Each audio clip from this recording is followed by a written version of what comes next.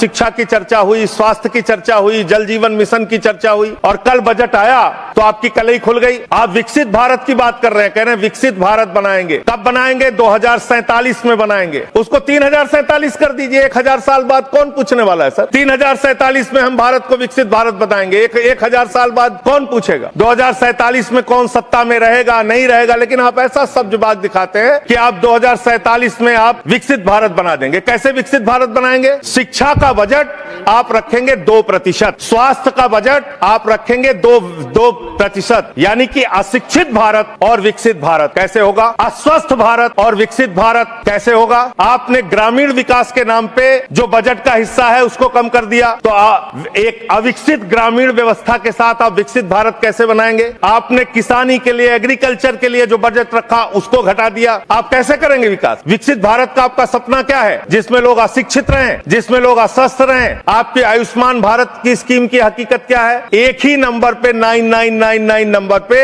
10 लाख से ज्यादा लोगों का रजिस्ट्रेशन हुआ है। 600 से ज्यादा 625 करोड़ रुपए का फ्रॉड हुआ है। आपकी सीएजी रिपोर्ट में आया आयुष्मान योजना के अंतर्गत। आपने जी राम जी योजना लागू की, उसमें आप कह रहे हैं हम 125 दिन रोजगार देंगे, और बजट में जो निर्धारण कर रहे हैं वो 125 दिन रोजगार देने के हिसाब से आप बजट का निर्धारण नहीं कर रहे हैं। इसका मतलब आपकी ये घोषणा है। पिछले साल आपने कहा कि अप्रेंटिस योजना हम पूरे देश में ला रहे हैं नौजवानों के लिए। अप्रेंटिस योजना में जो पैसा आपने सरकार की ओर से निर्धारित किया उसमें 95% कटौती कर ली। तो आप प्रशिक्षण नहीं दे सकते, रोजगार तो बहुत दूर की बात है। ये काम आपने किया। दूसरी बात,